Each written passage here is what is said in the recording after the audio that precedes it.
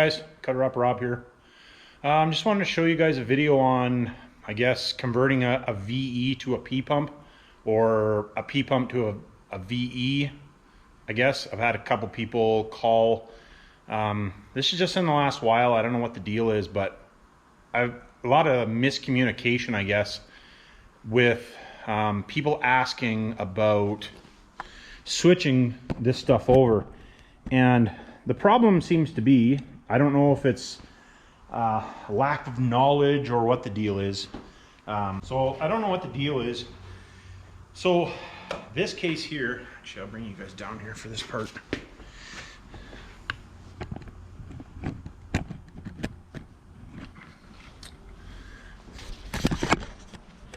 So this is a VE timing case, and this is a block that we're getting ready to assemble, so I just has a crankshaft in it but nothing else. I just wanted to show you guys what it takes to switch it over. So obviously if you're going from a P-pump to a VE, you need all the stuff to go off of the P-pump engine onto your VE engine. So you're going to need, let me see here, let me just take this off. So this one's a VE. Now that's the VE timing gear, and you guys will be able to see in there. But anyways, it's keyed and tapered. Now the P-pump gear looks similar to it, and it still has a taper, but it's a much bigger taper and it's not keyed. So that's the difference. So your diameter obviously is the same, but it's not well, you can see the difference in the size when you do that. So you do need a puller to take these off. You can make one pretty simple if you have a piece of plate and a tap, but so there's your two holes, and then the bolt goes through the middle for pulling it off.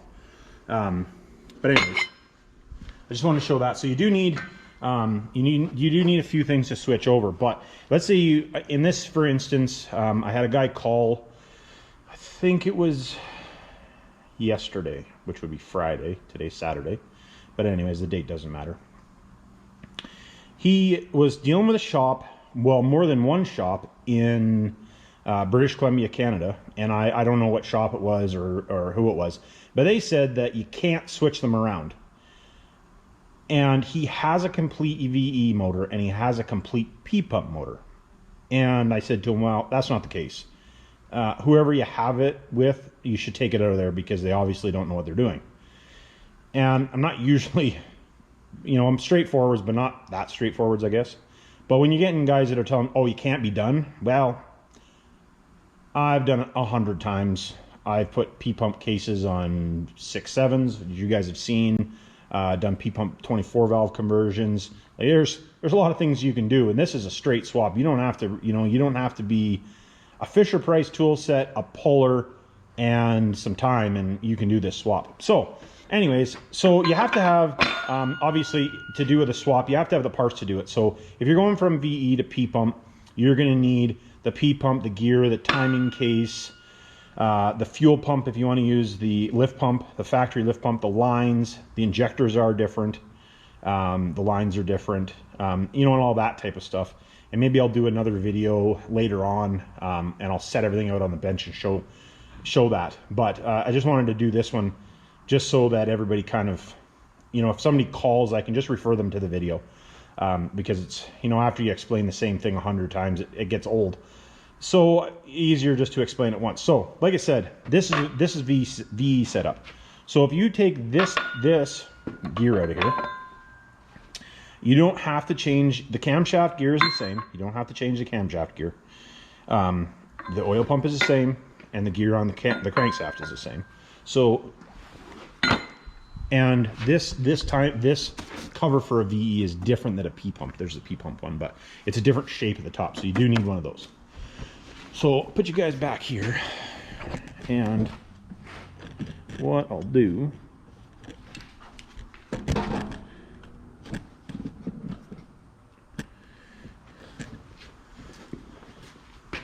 so I don't have any of this stuff bolted in here, so I'll take it out just because it's not my way that way. So all you gotta do, pull a cam gear or a camshaft out, And there again, this is way easier, I personally think, when the engine is not standing straight up, or at least I find it easier anyway. Some guys find it easier, and I don't really want to nick the bearings too bad.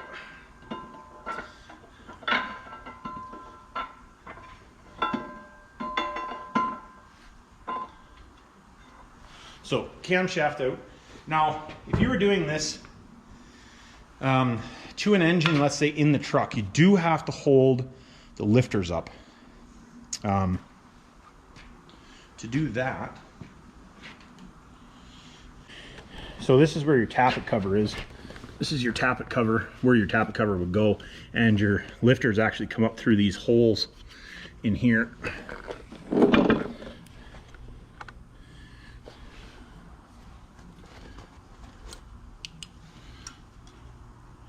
In there.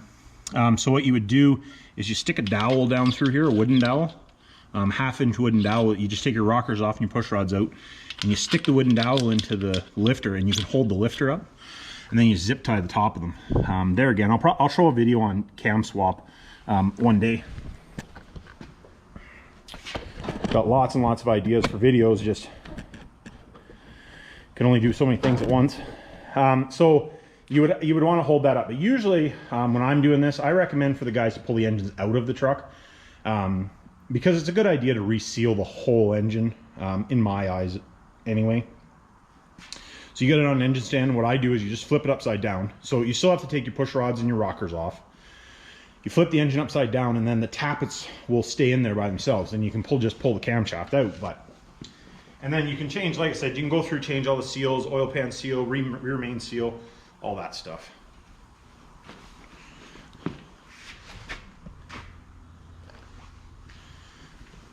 So, and obviously, actually I should show that too.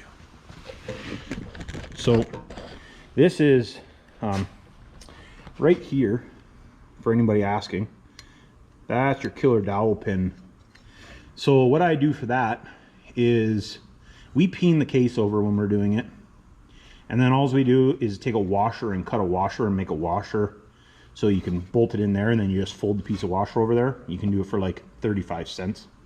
You know, why spend the money? There again, why spend the money? You could buy a fender washer. A 3/8 fender washer is what I use. You just take a pair of tin snips and cut it into the right shape, and you can just put it in there, hammer it down over it. It's good to go. You can, you know, we peen the case and then do that. If you peen the case, it'll never go anywhere. And if they're loose, what I do is we drift them out, and then I take a pair of vice grips and put marks in them, a little bit of red Loctite, and then I drive it back into the block again, and it would never come out like that. But just for simplicity's sake, we always put we peen it and put a tab over top of it. But you peen it, it'll never come out of there anyway, because there's no force behind it, it's just vibration. And then if you are in there, there's these bolts here, which you have to take out to take the cover off. You always want to make sure anything inside there, I Loctite everything and then torque it. These are 25 foot-pounds. Your oil pump bolts are 25 foot-pounds. Your camshaft are 25 foot-pounds. I torque everything and blue Loctite everything. Better safe than sorry. So that's the cover. Same cover that was just on there as I just pulled it off. And P-pump timing cover. Looks, I just put it in the washer just so I could do this video. P-pump timing cover. Very little, other than how the pump mounts. That's really the difference. And there again, so that went on there. You don't have to modify anything to do this. Like I said, make sure you Loctite those bolts when you're putting them back in. Loctite is your friend, especially in a rattly old Cummins. Something else that I always recommend too, you have the oil pump out. You don't have to take the oil pump out, but I do, just to inspect. If you look inside into the rotor, you can see, I know this one's got scoring in it, it doesn't look like it. But anyways, what I do is I fill this with assembly lube, just to give it a good fight, a good pull when you first start it back up after you've had it on, after you've had it off. And same with new ones, we fill them up with assembly lube as well. So you can put that back in, which you don't have to take out, but it's a good idea to inspect it when you're in there. You put all your bolts back in, make sure you put your tab on, and then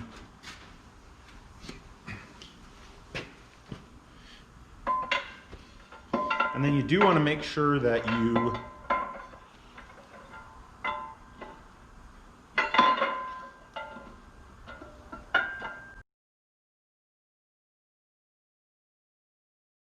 timing mark lined up.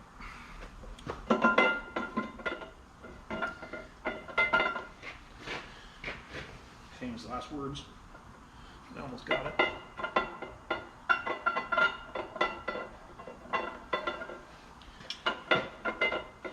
Like I said, I put hundreds of these things in. Man, I've never had any luck doing it this way. There we go. So, what you want to do is you want to make sure, now that I just fought with that, you want to make sure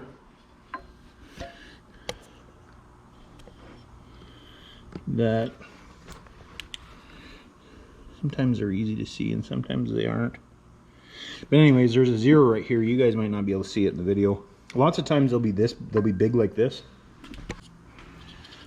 So underneath the yellow line there is the 0 on the crankshaft. It's hard to see on this one. And then your double line there. And then don't forget, you have to have your cam retainer in there. I didn't put it in there just because I got to take this all back apart anyway. And then then you put your P-pump gear in there. Now this P-pump gear doesn't matter where it goes when you put it in. It does matter though. This gear actually is an aftermarket. Must be, oh no, sorry, it's not. This VE gear. So when you take one of these apart, you want to make sure, see everyone's numbered different or lettered different there. Depending on which pump you're running, whether it's an industrial engine or a on-road application, or if you want more power, you add more timing, that'll be justified by these letters. So you want to mark this when you take it apart, so you know which one is which. Just like I said, that way you know.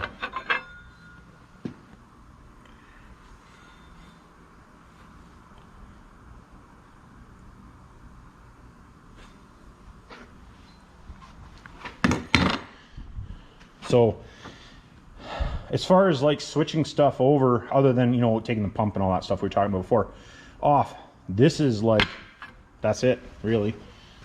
And then you just take this, which is your front cover, and obviously you want to make sure you install the seal so you don't roll it over, but this one's junk. Put all your bolts in, torque them, and yeah, reassemble the rest of the stuff on there, and you're good to go as far as that goes. I don't know why, there again, I don't know what the deal is with people saying, yo, you can't do that. Yeah, okay, you can't take a VE pump and putting on a P pump case. Well, 100% you can do that. But talking about switching it over, you can definitely switch it over. It's not that difficult. You can do it in the truck, you can do it on an engine stand, you can do it on the floor. You know, honestly, it takes longer than, you know, obviously what I've showed here,